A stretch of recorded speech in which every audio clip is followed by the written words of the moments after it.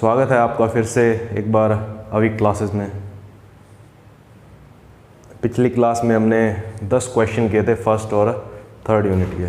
अब तक 50 ही लोगों ने देखा है, लेकिन अच्छा खासा देखा है, पूरे देखें जिसने भी देखे हैं, ठीक है। और आपसे यही उम्मीद रहेगी कि आप लगातार वीडियो देखते रहेंगे। आज हमारा टॉपिक जो है वो है अनुपात और समानुपात। उससे पहले एक बुरी खबर भारत के लिए, पीवी संधू बाहर हो गई। गोल्ड मेडल ही पक्का मान रहे थे कि एक तो गोल्ड मेडल इनका तो पक्का ही है, लेकिन होता ना एक दिन बुरा होता है, सिर्फ एक दिन। चाहे आप कितने भी धुरंधर हो, लेकिन एक दिन बुरा आपका आ सकता है। जैसे नोवाक जोकोविच का भी आया, सारे ग्रैंड स्लैम्स जीत जाते हैं वो 4 के 4, लेकिन ओलंपिक नहीं जीत पाए, ठीक है। अब हम यही उम्मीद कर सकते हैं कि वो ब्रॉन्ज मेडल जीत लें, ठीक है, और हमारी दुआ उनके काम आए। तो इसी नोट पे स्टार्ट करेंगे। जय हिंद सर्वप्रथम कह देते हैं आपको। अब हमारा टॉपिक स्टार्ट करते हैं। अनुपात, समानुपात, रेशियो, प्रपोर्शन। 1 या 2 सवाल भी आ सकते हैं। क्या सर 2 कैसे आएंगे? जो इक्वेशन के क्वेश्चन आते हैं, किसके क्वेश्चन आते हैं? इक्वेशन के क्वेश्चन, वो भी इसी के अंदर काउंट हो जाते हैं। जैसे कि पहले अनुपात ये था तो हमने उसमें इतना जोड़ा, तो वो जो x और y जो हम जोड़ते हैं वो इस पार्ट के अंदर भी तो काउंट हो जाएंगे ना, रेशियो और प्रपोर्शन में। तो आप इक्वेशन का क्वेश्चन इसमें काउंट हो जाता है जब उस रूप का आता है तो, ठीक है। तो 1 या 2, ठीक है। Read first level second level दोनों में आ जाते हैं। शुरुआत करते हैं रेशियो और प्रपोर्शन। सबसे पहले इनकी डेफिनेशन मेन यही है। यहीं से मान लो क्वेश्चन पूछ ले तो हम यहीं अटक जाएंगे। अनुपात की परिभाषा क्या है? अनुपात की परिभाषा, अनुपात क्या होता है? 2 समान राशियों के मध्य संबंध। 2 समान राशियों के मध्य संबंध। क्या सर कैसे? अनुपात कभी ऐसे नहीं निकलेगा कि मेरा वजन तोल लिया, सामने की लंबाई ले ली, दूसरे जने की लंबाई, क्या अब इनका अनुपात ले लो, तो ऐसे नहीं होता भाई। समान राशियों यानी मेरा अगर आपने वजन लिया है तो दूसरे आदमी का भी मेरे साथ तुलना करने के लिए क्या लोगे? वजन, ठीक है। तो केजी का केजी के साथ, लेंथ का लेंथ के साथ, ठीक है। तो ये होता है समान राशियों के मध्य संबंध। अब आता है समानुपात। इसकी डेफिनेशन क्या है? यानी प्रपोर्शन। वो ये क्वेश्चन पूछ सकता है ना कि समानुपात के लिए सत्य कथन है। अब क्या होगा? ये होता है 2 अनुपातों के बीच अनुपात, 2 अनुपातों का अनुपात। ये क्या होता है? 2 अनुपातों का अनुपात होता है। हम इसको ऐसे लिखते हैं A अनुपात B, फिर ये समानुपात का आपका चिन्ह C अनुपात D। तो एक अनुपात का दूसरे अनुपात के साथ तुलना, ठीक है। ये क्या होता है? आपका प्रपोर्शन या समानुपात, ठीक है। ये तो हो गई इनकी डेफिनेशन, बतानी जरूरी थी। इसी से क्वेश्चन आ गया। बहुत कम लोग बताते हैं भाई, सब क्वेश्चन पे ध्यान देते हैं, लेकिन बेसिक बहुत जरूरी है।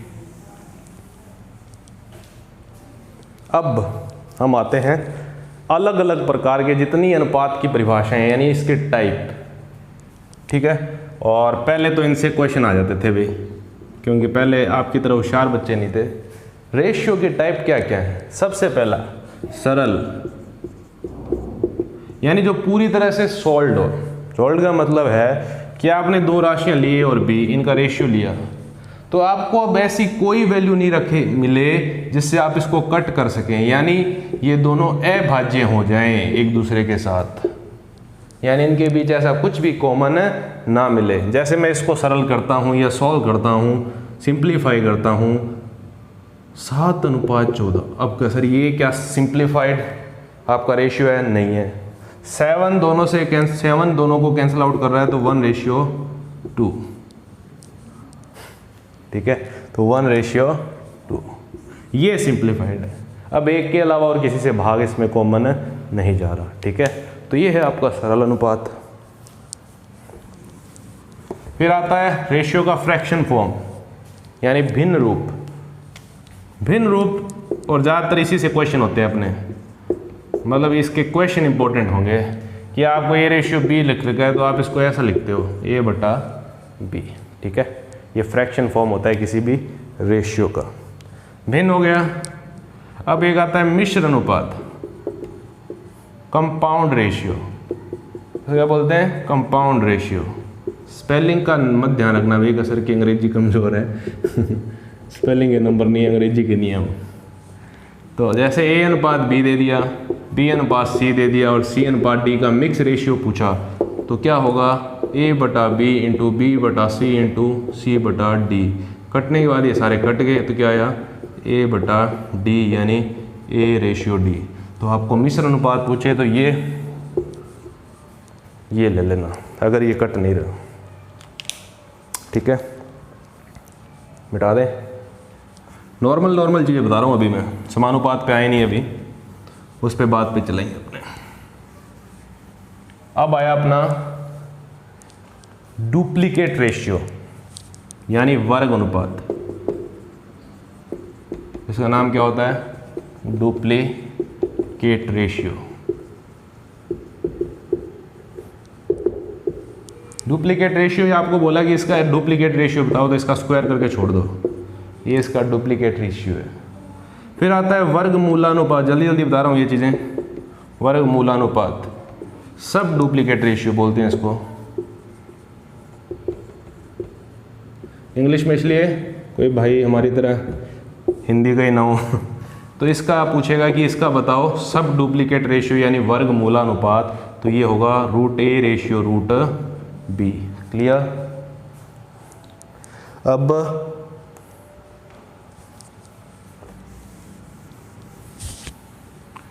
तीन घात करेंगे।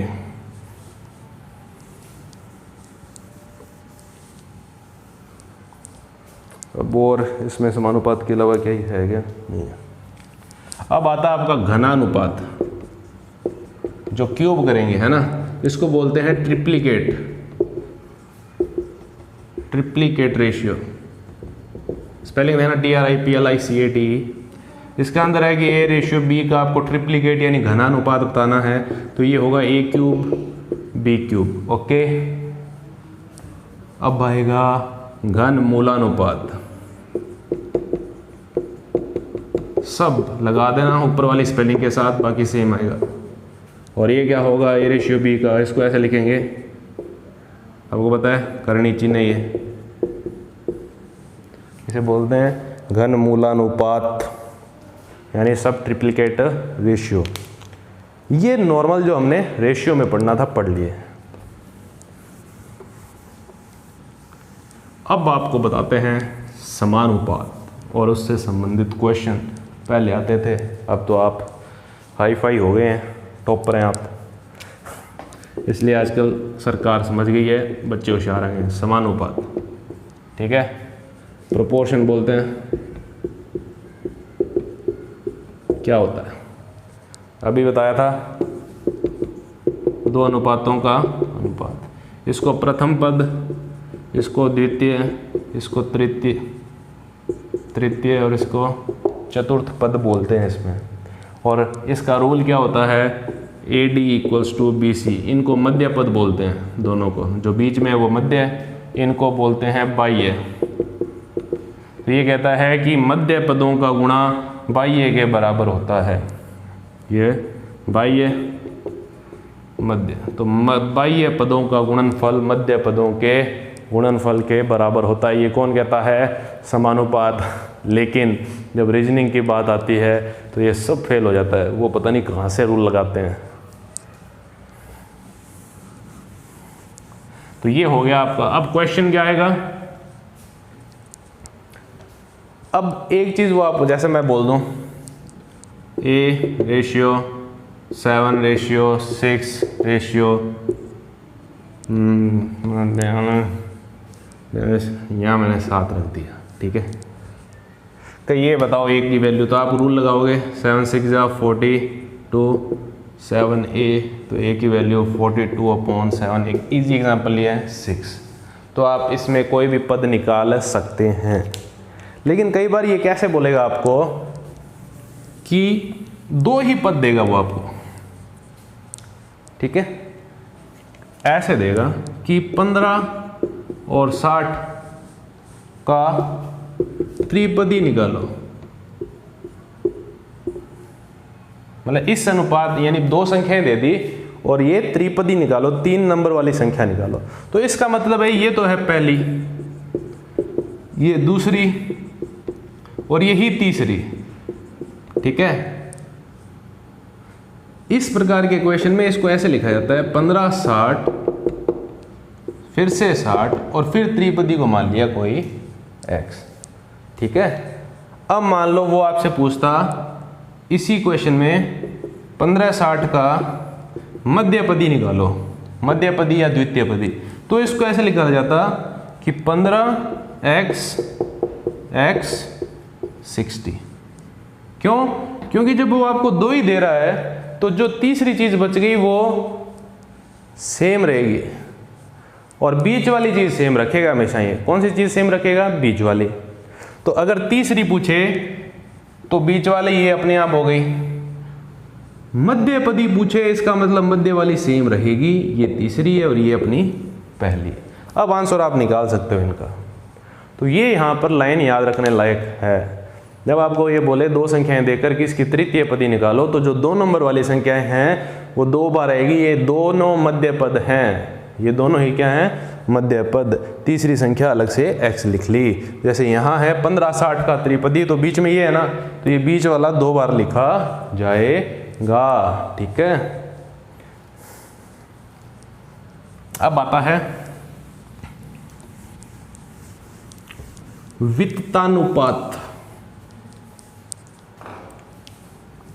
का। सर ये क्या नाम है? वित्तानुपात, संलग्नानुपात भी कहते हैं। अब ये देख ले, संलग्नानुपात, संततानुपात भी कहते हैं, यानी लगातार। इंग्लिश में कहते हैं कंटिन्यूड प्रोपोर्शन।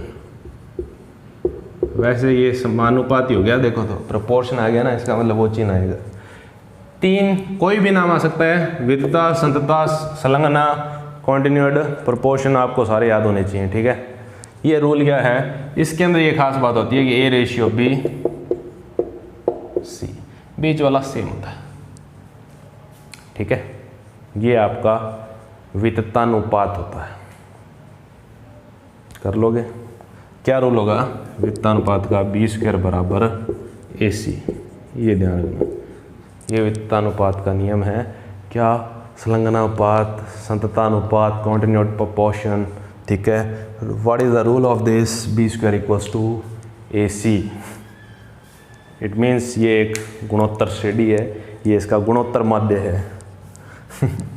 एक्स्ट्रा में ये। अब इनसे संबंधित क्वेश्चन अब नहीं आते हैं, भी कोई लिखना हो तो देख लेते हैं, अपने है इसमें तो, ठीक है। अब क्या x 10 निम्नलिखित संख्याएं वित्तानुपाती हों तो x का मान बताओ। अब ऐसे लिख रखा है ना, अब जो बीच वाली है उसको 2 बार लिखना है भाई। अब निकालो, 10 का स्क्वायर बराबर 15x, यानी x बराबर 100/15, ये आंसर। अब कुछ है क्या इसमें, मैंने आपको बता दिए। अब ठीक है, हाँ भाई एक चीज़ हो रहेगी, व्युत्क्रमानुपात रह गया, यानी प्रतिलोमानुपात। उल्टा लिखना, वो पहले वाले में लिखना चाहिए था आपको। प्रतिलोम अनुपात, प्रतिलोमी अनुपात या व्युत्क्रम। इसका अर्थ क्या है हिंदी में कि एक संख्या बढ़ेगी तो दूसरी घटेगी, ये रूल होता है।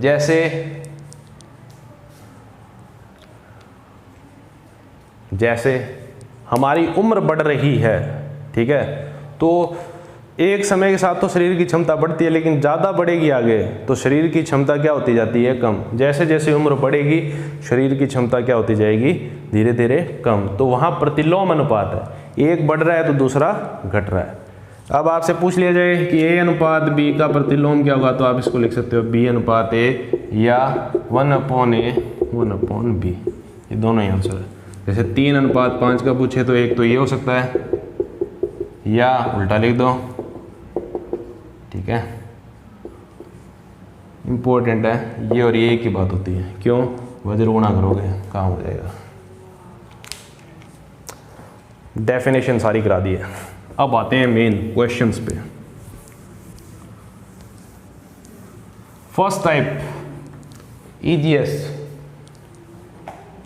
कुछ लोग कह देते हैं ये एलिगेशन है, एलिगेशन नहीं होता भी, ये नॉर्मल क्वेश्चन है। जैसे सामान्य प्रश्न, जो मतलब इसी के हैं, क्या, किसके, और इसके मिश्रण के क्वेश्चन भाई बाद में भी करवाएंगे और इसमें भी करवा देंगे, क्योंकि इसका मिश्रण बिल्कुल ही मतलब फर्जीवाड़ा ही है, कोई मिश्रण नहीं है इसका। तो आपको ये देगा a/b दे रखा है 3/2, ठीक है। b रेशियो दे रखा है c कितना 5/4। तो ये पूछ रहा है a b c बताओ। एक तो उल्टा n मेथड यानी एलिगेशन, बीच बीच में रख के काम कर दो। दूसरा ये आपसे पूछ रहा है कि a अनुपात b दे रखा है, b अनुपात c दे रखा है, ये दे रखा है मतलब ये भी, और इनका लगातार पूछा है a b c, गुणा भाग मत करने लग जाना। तो इसका एक तरीका जो है वो ये है कि इनके मानों को बराबर किया जाता है, इनके मानों को, और काम सारे वो एक ही करते हैं, चाहे मेथड कोई लगाओ, काम यही है कि इसका b और इसका b बराबर किया जाता है। यहाँ पर b का मान 2 है और यहाँ पर b का मान कितना है 5।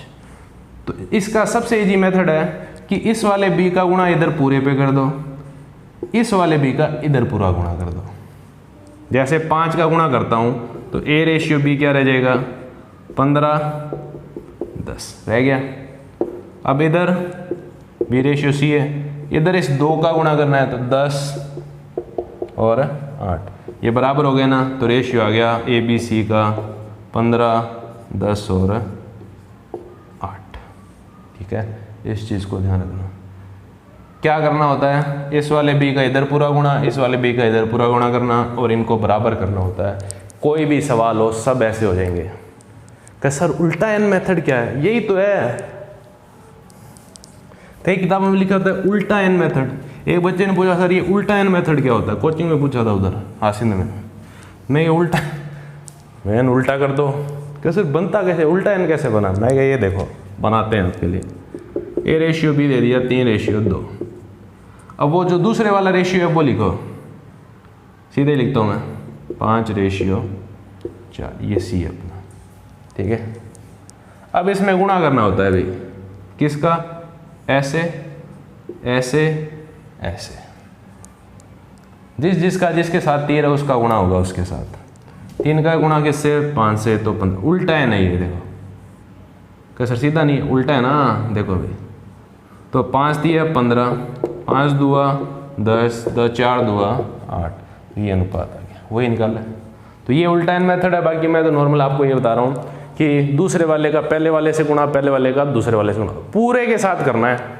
ऐसा नहीं कि सर b का b से ही हो जाए, नहीं, ऐसा काम नहीं करना है आपको, बिल्कुल गलत हो जाएगा। एक और देते हैं आपको,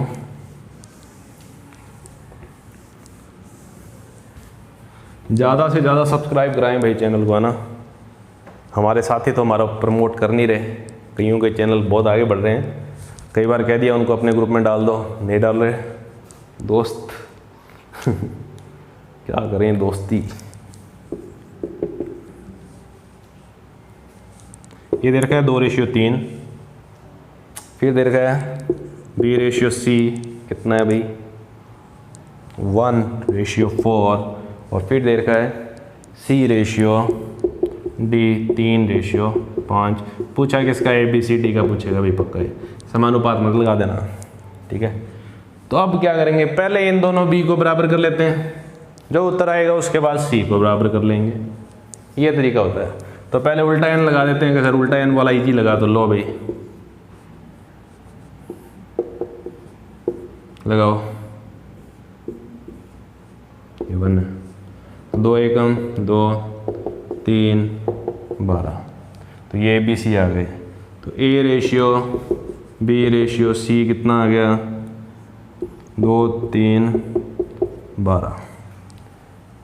अब सी रेशियो डी कितना है 3 रेशियो 5। अब इनको बराबर करना है, तो अब मेरे वाला लगा दो, जगह कम है इसलिए एन नहीं लगाएंगे।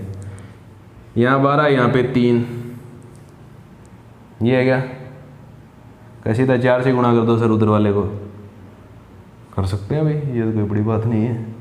लेकिन आप क्या करो, जब आपको कुछ समझ में नहीं आए तो इस 3 को इधर गुणा कर दो, यही करना है आपको। ऐसे मत कर देना कि 3 चौके 12 और बराबर हो गया, ऐसे नहीं करना है, ठीक है। इस 3 का गुणा पूरे को, क्योंकि यहाँ पर 12 को इधर गुणा, इस 3 को पूरे को गुणा। मैंने क्या कहा आपको कि आपको इन दोनों को बराबर करना है, चाहे उल्टे एन से करो सीधे एन से करना है, करनो भाया। कैशान करा, ऐशान करा कि इस 12 को इधर पूरे से गुणा, इस 3 को इधर पूरे से गुणा करके देख लो, आएगा 6, 3 का गुणा कर रहा हूँ 9 36, वो आएगा 36 और है 60। तो आपका रेशियो हो गया 6 9 36 और है 60, ठीक है। बहुत इजी मेथड है, आपको इनको बराबर करना है भी।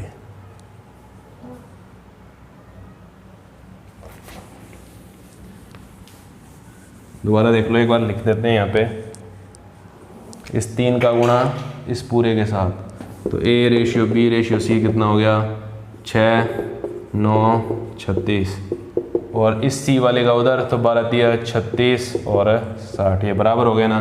तो 6 9 36 60 रेशियो है, ठीक है। उल्टा एन लगा लो, सीधा कर लो, तुम्हारी मर्जी है। ये है नॉर्मल टाइप के क्वेश्चन। अब इसी पे आधारित तुम्हारे 2016 की जो रीट हुई थी ना, उसके अंदर क्वेश्चन आया था, गजब का क्वेश्चन आया था भाई, बहुत ही शानदार। उस टाइम मैं फर्स्ट ग्रेड लगा नहीं था ना, मैंने रीट का पेपर दिया था भाई, मैं अगर नहीं लगते रीट में, ये मुझे पता है। और ये क्वेश्चन ये था, और जो पेपर दे गए तो उनका भी मैंने सॉल्व करके दिया था। गजब की नौकरी है, पोशार वगैरह अब तो चलो बंद चल रहे हैं, और ऐश की नौकरी है, तैयारी करो बढ़िया से। तो क्वेश्चन ये था, अभी भी कईयों को कराए ये, समानुपात है नहीं, प्लस है, सॉरी,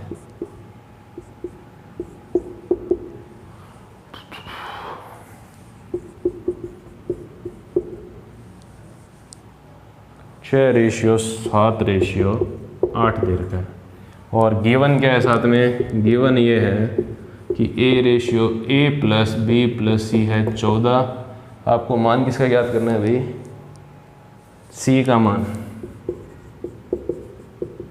अब ये क्वेश्चन का सर कैसे करें, बहुत ईजी है। देखो ये दे रखा है 6 7 और 8, है ना। अब इनका पूरा मान नहीं होता है, ये पूरा मान आने के लिए एक संख्या से गुणा करते हैं, तो मैं k से गुणा कर देता हूँ इनको, फिक्स है ये k। अब इनका योग कर दो, अनुपातों का योग, अनुपातों का योग क्या आएगा, a plus B plus C plus C plus A किसके बराबर आएगा, 6 7 और 8 यानी 21 के। किसके बराबर आ गया, 21 के। ये आएगा 2a plus 2b plus 2c बराबर 21 के। 2 common, a plus b plus c equals to 21 के। a plus b plus c का मान दे रखा है 14, तो 28। k की वैल्यू आ जाएगी, कितनी आएगी यहाँ से, 28/21 ये आएगी क्या, ये आएगी, कितना आएगा, 4/3। तो आपके पास सब आ गए। तो a प्लस बी की वैल्यू आप यहाँ से निकाल सकते हो ना, क्योंकि a प्लस बी किसके बराबर है, 6k के, और k की वैल्यू 4/3 यानी 8। a प्लस बी की वैल्यू 8 आ गई, वो यहाँ रख दो। 8 प्लस c बराबर 14, तो c की वैल्यू 14 माइनस 8 यानी 6। ये उत्तर 6 था क्या अभी ऑप्शन में था। दोबारा देखो, इस प्रकार के क्वेश्चन में आपको क्या करना है, वैसे ये सेम दिख रहे थे जोड़ देते कि एक की भी जरूरत नहीं पड़ती अगर मैं होता तो। 6 के 7 के 8 के डाल दिए, जोड़ दिया, 2 कॉमन लिया, a plus B plus c equals to 21 के। क्वेश्चन पूरा पढ़ो, a plus B plus c 14 दे रखा है आपको, वो मैंने यहाँ रखा, k की वैल्यू आई 4/3, a प्लस बी मैंने निकाल लिया क्योंकि मुझे सिर्फ c का मान चाहिए। किसका मान चाहिए? सिर्फ c का। a प्लस बी तो हटाना है, a प्लस बी का मान मैंने निकाला कितना? 8। आंसर कितना आ गया? 6। सही चल रहा है ना एकदम? हाँ, ये था रीट 2016 में। अच्छा सवाल था भाई, सेकंड लेवल में ही था। अब ये तो हो गए नॉर्मल, वैसे नॉर्मल नहीं था ये तो, अच्छा था। अब नॉर्मल में एक और है, इसी के अंदर ही और लिखता हूँ मैं।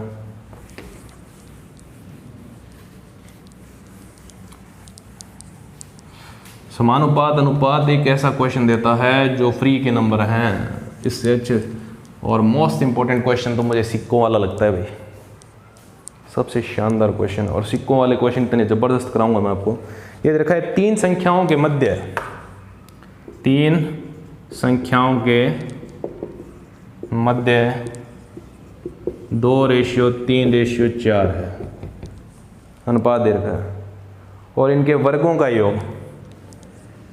ये सवाल समीकरण में भी आ सकता है, इनके वर्गों का योग 1044। तो क्या बताना है? पहली संख्या बताओ, पहली संख्या। अब देखो, मान ली a b c 2 3 4। अभी एक चीज़ बताई थी, ये अनुपात होते हैं, इनको पूरा बनाने के लिए किसी संख्या से गुणा किया जाता है। ठीक है, अकॉर्डिंग टू क्वेश्चन हमारी संख्या a हो गई, अब 2x, b हो गई 3x और c हो गई 4x। हमने x से गुणा कर दिया ना। अकॉर्डिंग टू क्वेश्चन इनका वर्ग का जोड़, इनके वर्ग का योग किसके बराबर है? 1044 के। जोड़ना 4x², 9x², 16x², 1044। ठीक है, कितने हो गए? 16 9 25 और 4 29x²। कटेगा क्या भाई? 29x²। ये x है भाई, थोड़ा मेरा ध्यान रखना इसमें। और x² आ गया 1044/29। 29 2 58, 29 दिया 87, 29 दिया 87। कितने बचे? 4 और 13 17, 74।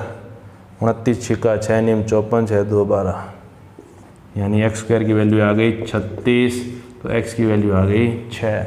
6 से गुणा कर दो, a बराबर 2x 2 गुणा 6 यानी 12। 12 ये क्या?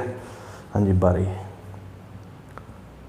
भाग दिया 29 का भाड़ा आता है मुझे, 29 दिया 87, 13 चौक 174, 174 29 छिका 174। आप काट 29 का पढ़ा तो बोलना ही पड़ेगा क्योंकि 29 कोई कॉमन संख्या से छोटा भी नहीं होता है भाई। ये और दिक्कत है।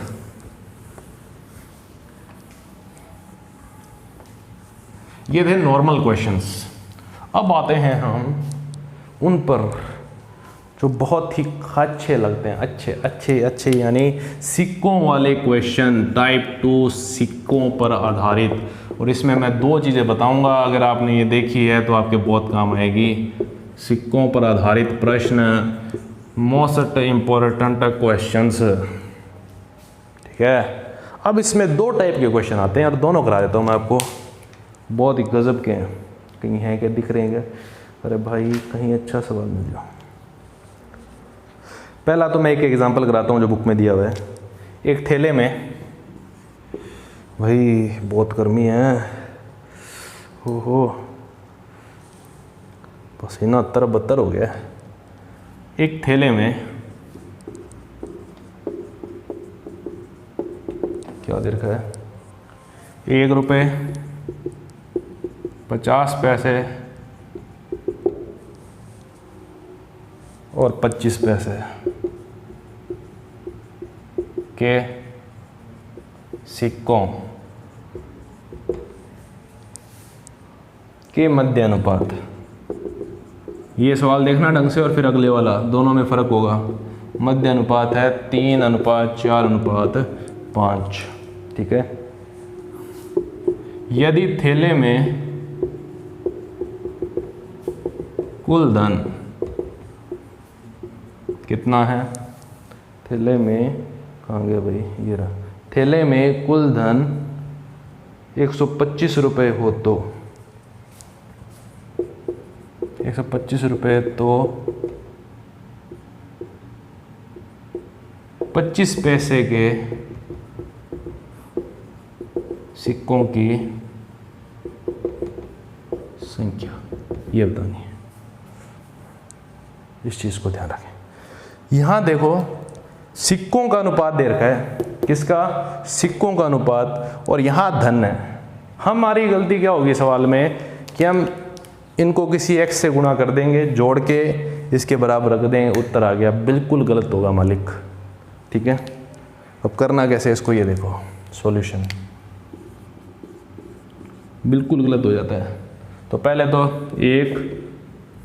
1 रुपये 50 पैसे और 25 पैसे, इनके रेशियो कितना है, 3, 4, 5। सिक्कों की संख्या है, ये सिक्कों के मध्य है भी, ये पैसों के मध्य नहीं है, सिक्कों के। यानी कुल कितने हो जाएंगे, x से गुणा कर दिया हमने, ठीक है। लेकिन जो हमें कुल राशि दे रखी है वो धन की है, ना कि सिक्कों की। यानी हमें बराबर रखना है धन, तो यहाँ से हमें धन निकालना पड़ेगा, और धन का अनुपात जो आएगा वो ये ऐसे आएगा। ये जो अनुपात था वो सिक्कों का था, 1 रुपये के लिए सीधा 3x, क्योंकि 1 रुपये में 1 रुपये ही होता है। इसको 1 रुपया रुपया बनाना है आपको। यहाँ किसकी राशि है, रुपया, तो रुपया बनाना है आपको। 50 पैसे को रुपया बनाने के लिए आपको किससे गुणा करना चाहिए, 2 से करना चाहिए। लेकिन इसके इतने सिक्के दे रखे हैं, इतने सिक्के दे रखे हैं, तो इसको किससे गुणा करना पड़ेगा, 1/2 से, क्योंकि 50 पैसे 1/2 रुपये के बराबर होता है। और 25 पैसे कितने के बराबर होता है, 1/4 के। दोबारा सुनो, ये जो हमें अनुपात दे रखा था 3:4:5, ये सिक्कों के मध्य अनुपात था। हमें किसके मध्य अनुपात चाहिए, धन के मध्य अनुपात चाहिए, क्योंकि हमें जो बराबर रखना है वो क्या दे रखा है, धन दे रखा है। और धन बनाने के लिए सिक्कों को उनकी अमाउंट, राशि से गुणा किया जाता है। तो 3x को 1 रुपये से गुणा किया तो 3x, 4x को 50 पैसे यानी 1/2 से, क्योंकि 50 पैसे आधा रुपया होता है। कितना रुपया, आधा, तो आधे से गुणा 25 पैसे को यानी 1/4 रुपया। तो अब आपके पास धन आ जाएगा। तो धन का अनुपात आ गया 3x, 2x और 5x/4। 3x, 2x और 5x/4, इसे लिख देता हूँ 5x/4। तो ये आपके पास ये सारे रुपए आ गए, ये रुपयों का अनुपात आ गया, ठीक है।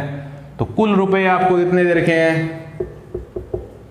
125, और अनुपात के हिसाब से जोड़ें तो 3x + 2x + 5x/4 बराबर 125। 4 लघुत्तम लो इधर, 12x, 8x, 5x/4 बराबर 125। 4 का गुणा कर दो उधर, तो ये कितने हो गए, 12, 8, 20 और 5 25x बराबर 125 गुणा 4। तो x की वैल्यू 600/25, कितना औखा काम है, 25 दूआ 50, 25 चौका 100। तो x की वैल्यू आ गई 24। x की वैल्यू कितनी आ गई, 24। तो 25 पैसे के सिक्के, ये सिक्के कितने हो गए, 5 गुणा 24 यानी 120, ये वाला। तो यहाँ सवाल था, अनुपात सिक्कों का दे रखा था, रुपए दे रखे थे, ठीक है, और सिक्कों की संख्या पूछी थी, तो ऐसे निकाली जाएगी। कैसे, पहले सिक्कों की कुल संख्याएं आ गई, इसको रुपयों में बदलो, जोड़ो, 125 के बराबर रखो यानी धन के बराबर रखो, फिर जो x का मान आए उससे हमारे पास सिक्कों की क्या आ जाएगी, संख्या। अब दूसरा केस उल्टा होगा इसका बिल्कुल।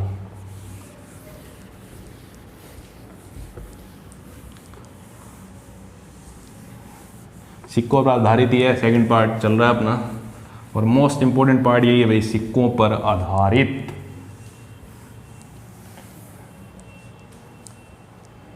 अब वो क्वेश्चन करते हैं जिसमें दूसरा चीज़ चलती है, वो कहाँ गई, ये रहा। हाँ भाई, कि यदि 378 सिक्के, क्वेश्चन देखना, यदि 378 सिक्के 1 रुपये 50 पैसे और 25 पैसे के हैं, 25 पैसे के सिक्कों के रूप में, पैसे के सिक्कों के रूप में है, सिक्के ही हैं सिक्कों के रूप में। अब कुल सिक्के दे रखे हैं, धन नहीं दे रखा है, ठीक है। इनके मान, यानी सिक्कों के जो पैसों का मान है, अब यहाँ पे ध्यान रखना, इसके मान 13:11:7 हैं। तो 50 पैसों के सिक्कों की संख्या। अब ये सवाल बिल्कुल उल्टा है। अब सर का देख रखा है उत्तर हो जाएगा, नहीं बिल्कुल नहीं होगा, उसकी बिल्कुल विपरीत प्रक्रिया होगी। सवाल पूरा लिखा है मैंने, आधा नहीं लिखा। अब इसने दे रखे हैं 378 सिक्के, पिछले सवाल में धन दे रखा था, है ना, और सिक्के सारे 1 रुपये 50 पैसे और 25 पैसे के। और इनके मान का मतलब है कि रुपयों में, कि 1 रुपये के 13 रुपये, 50 पैसों से 11 रुपये बन रहे हैं अगर हम माने, ठीक है, और 25 पैसों से कितने रुपए बन रहे हैं, 7 रुपये बन रहे हैं। तो ये जो अनुपात है, ये रुपयों की मात्रा का अनुपात है, कि 1 रुपये वाले से 13 रुपये बन रहे हैं, 50 पैसे वालों से 11 रुपये बन रहे हैं, और 25 पैसे वालों से कितने बन रहे हैं, 7 रुपये। अब इनको हमें सिक्कों की संख्या में बदलना पड़ेगा, ठीक है।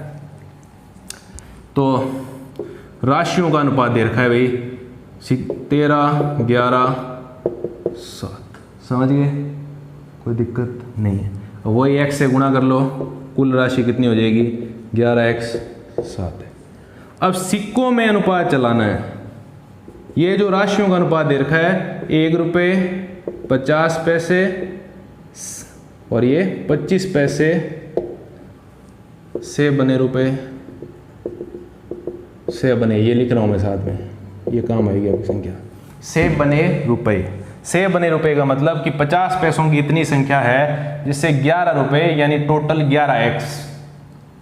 x इसलिए लगाया क्योंकि कुल इससे निकलता है किसी एक संख्या से गुणा करने पर।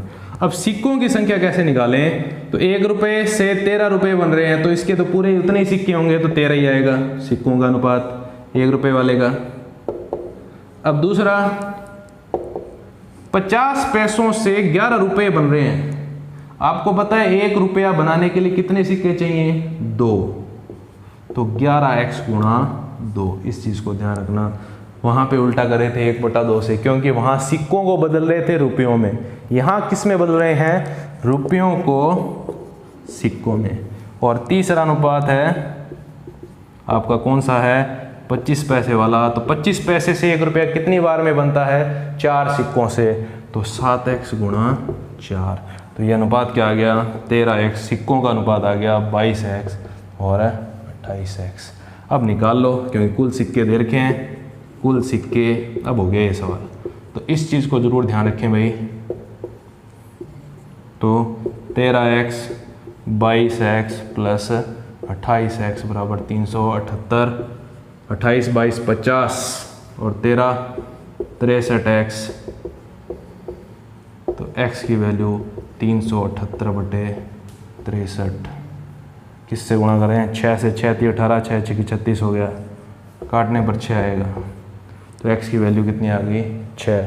और जब x की वैल्यू 6 आ गई तो 50 पैसे के सिक्के पूछे हैं। 50 पैसे के सिक्के कितने थे, 22x, तो 22 गुणा 6 यानी 132। सही है कि भाई, उत्तर चेक है कि 132 है। ऑप्शन दे रखा है, इसका मतलब सही है।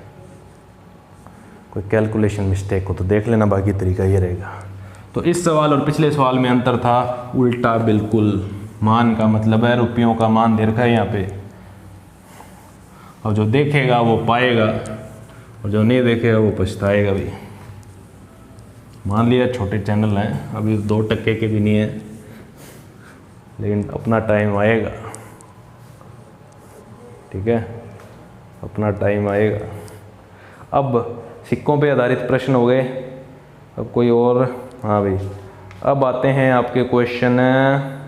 अब मिश्रण वाले कर लेते हैं। मिश्रण वाले आसान है इसमें, और बाद में भी कर देंगे भाई। मैंने वैसे तो कहा था कि मिश्रण एक अलग से टॉपिक बनाएंगे, लेकिन यहाँ पे मिश्रण इजी है और यहाँ समझ में आ सकता है बिल्कुल ही। क्वेश्चन ये है कि 50 लीटर मिश्रण में, और वहाँ भी करा देंगे, 50 लीटर मिश्रण में दूध व पानी का अनुपात, दूध व पानी का अनुपात, ये समीकरण के सवाल बनते हैं वैसे तो। ये मेरे हिसाब से मिश्रण माश्रण कुछ भी हो चाहिए, नाम दे दिया। अनुपात 3:2 है। इसमें 5 लीटर पानी मिला दिया जाए, इसमें 5 लीटर पानी मिला दिया जाए, तो अब दूध व पानी का अनुपात, बिल्कुल आसान है भाई। अब इसमें तो समीकरण है पूरी की पूरी, समीकरण है यहाँ पे x y मान लो।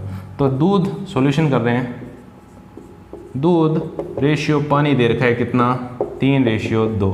कुल मिलाना है तो x से गुणा, तो कुल अपना कितना है 50 लीटर। तो अपने हिसाब से 3x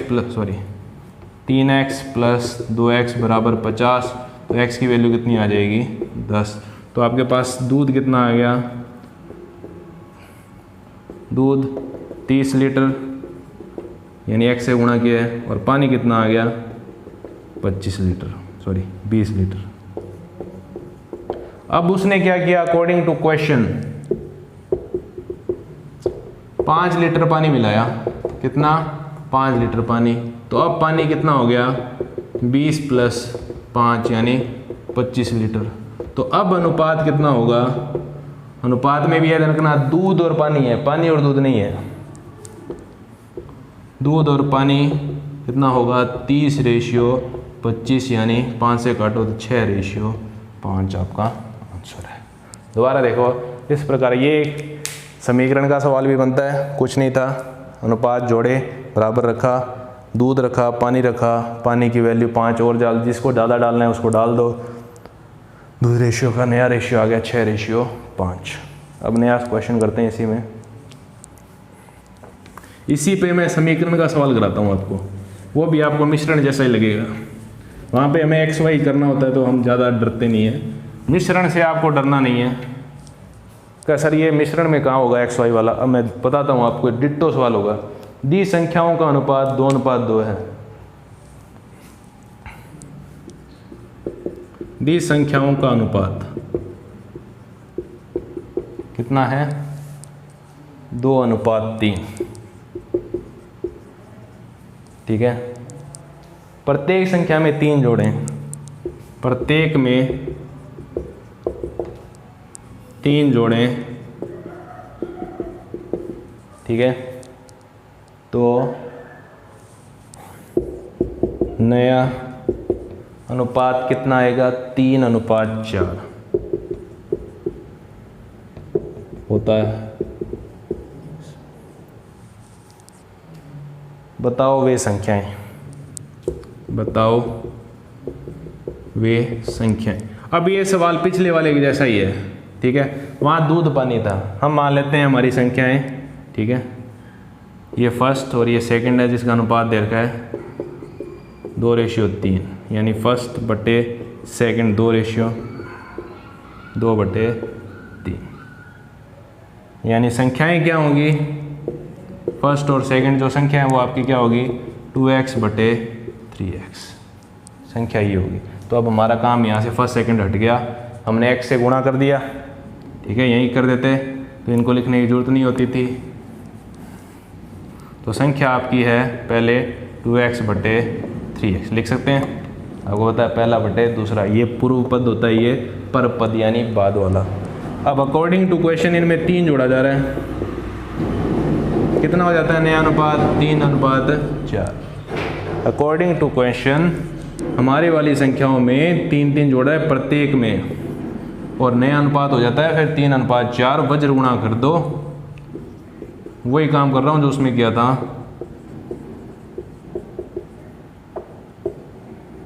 4 दूए 8x + 12, 9x + 9। तो x उधर भेज दो, तो 12 - 9 = x, यानी x की वैल्यू आ गई 3। 3 का यहाँ गुणा कर दो तो फर्स्ट रेशियो सेकंड, तो आपकी फर्स्ट संख्या आ जाएगी कितनी 2 × 3 यानी 6, और दूसरी आ जाएगी 3 × 3 यानी 9। ये क्या? यस, बिल्कुल सही है भाई। ट्रिक ट्राक कोई लगाने की जरूरत नहीं है।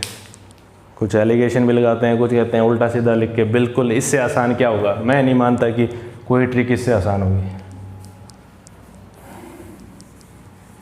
नहीं तो ऑप्शन से उठा लो, ऑप्शन में दे रखे हैं उत्तर। अभी ये मिश्रण का सवाल बन गया था, कैसे देखें तो। अब देखते हैं कोई सवाल मिलता है क्या।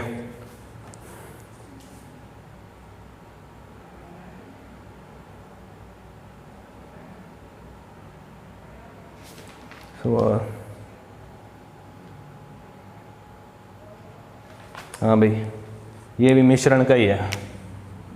मिश्रण का तीसरा सवाल करा रहा हूँ। वैसे इक्वेशन आधारित थे पहले, उससे पहले ये अभी जो कराया था वो क्या था? इक्वेशन आधारित, ये मान सकते हो। और क्वेश्चन क्या है, कहाँ गया? 28 लीटर मिश्रण में, क्वेश्चन है ये, 28 लीटर मिश्रण में अल्कोहल, ये तो आप भली भांति जानते होंगे, और पानी का अनुपात 3:4। ये कोई पार्टी चल रही है, वहाँ अल्कोहल और पानी का अनुपात 3:4 है। अल्कोहल कम है, अनुपात पानी थोड़ा ज़्यादा है। आपको पता है पानी ज़्यादा डालना पड़ता है। इसमें कितने लीटर अल्कोहल डाला जाए? अब कोई पूछ रहा है ज़्यादा नशा करना है उसको, तो इसमें कितने लीटर अल्कोहल डाला जाए कि अनुपात 1:1 हो जाए। 5 मिनट का खेल रहा है ये लास्ट सवाल कराएंगे बस आपको, यही आज का नहीं, एक और करा देंगे भाई, एक और कराएंगे किसी स्कूल के अंदर तो डालेंगे आपको, ठीक है। क्या है? हाँ, 1:1 हो जाए। तो मान लेते हैं अल्कोहल 3x और ये 4x, ये तो फिक्स है। तो कुल अपने को दे रखा है 28, सॉल्यूशन कर रहा हूँ मैं। तो 3x + 4x = 28। तो x की वैल्यू कितनी आ गई? 4। कैसे कैसे 3 और कर देते हैं भाई, कोई मेरे जैसा भी हो। 7 चौके 28। तो अल्कोहल आ गया आपके पास कितना? 3 चौके 12, और पानी कितना आ गया? 4 चौके 16। अभी कह रहे हैं अल्कोहल कितना मिलाया जाए कि 1:1। 1:1 का मतलब होता है कि दोनों चीज़ें बराबर हों। तो पानी 16 है, इसके बराबर करना है। इसके पास कितना है? 12। कितने की कमी रहेगी? 4 की। तो 4 लीटर मिलाना पड़ेगा एक रेशियो के लिए। नहीं हो तो ऐसे करना कि 12 + x बटे 16 = 1/1, ऐसे कर लेना कि 12 अल्कोहल बटे पानी। अल्कोहल में कितना जोड़ा कि x, आपका अनुपात कितना हो गया? 1:1। तो 12 + x = 16। तो x की वैल्यू 4। ये यानी है सीधा 1:1 का मतलब होता है कि दोनों चीज़ें बराबर हैं। तो इसमें कितना जोड़ेंगे? 16 है 4। इतना आगे जाने की जरूरत नहीं है क्योंकि टाइम की भी वहाँ कमी होती है, ठीक है। तो ये मिश्रण आधारित सारे जितने भी सवाल है इसमें हो रहे हैं, ये इजी हैं। दिक्कत करते हैं वो वाले प्रतिशत और लाभ। दिक्कत तो मेरे तो नहीं करते, आपके करते हैं, इसलिए उनको एक साथ ही करा देंगे। अब एक सवाल है स्कूल में, ठीक है, किसी कक्षा में लड़कियों की संख्या लड़कों की संख्या से 20% अधिक है। लड़कियों की संख्या, क्वेश्चन इक्वेशन आधारित ही मान लो, ये क्या संख्या लड़कों की, या पूरे लिखना पड़ेगा, लड़कों की संख्या से 20% अधिक है। यानी लड़के अगर 100 हैं तो लड़कियां 120 है। इस कक्षा में कुल 66 विद्यार्थी हैं, ठीक है। यदि कुल 66 विद्यार्थी, ठीक है, यदि कक्षा में 4 और लड़कियां भर्ती कर ली जाएं तो लड़कों और लड़कियों का, यदि 4 और लड़कियां डाल दें, 4 लड़कियां और भर्ती कर लें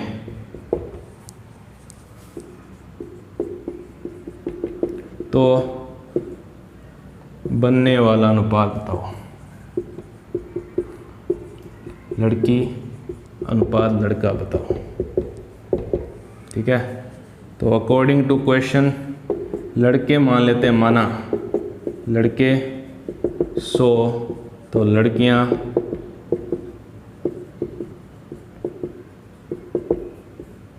100 + 100 का 20%, 100 का 20% 20 ही होता है भाई, तो 100 + 20 यानी 120।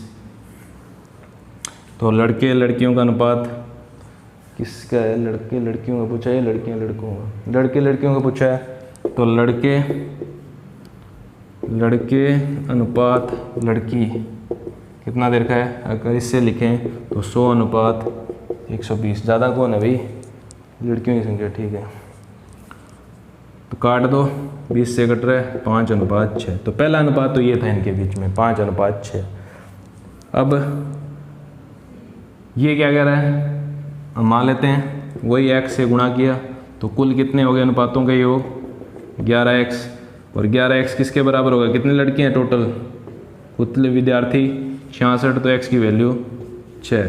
तो लड़के आपके पास आ गए 5 × 6 यानी 30, और लड़कियां आ गई आपके पास 6 × 6 यानी 36। लड़के 30 और 36। अब लड़कियां 4 और जोड़ दें तो बताओ, तो 4 यानी अब लड़कियां कितनी हो गई? अब 4 और जोड़ दें तो लड़कियां कितनी हो गई? 40। अनुपात क्या होगा? 30 अनुपात, पहले लड़के आएंगे, लड़की काटो, 3 अनुपात 4। दोबारा देखो, हमें कह रखा था कि 20% लड़कियां ज़्यादा हैं, तो हमने 100 के हिसाब से माना, 120 और 100 हो गई, यानी 100 लड़के और 120 लड़कियां, अनुपात आ गया 5 अनुपात 6।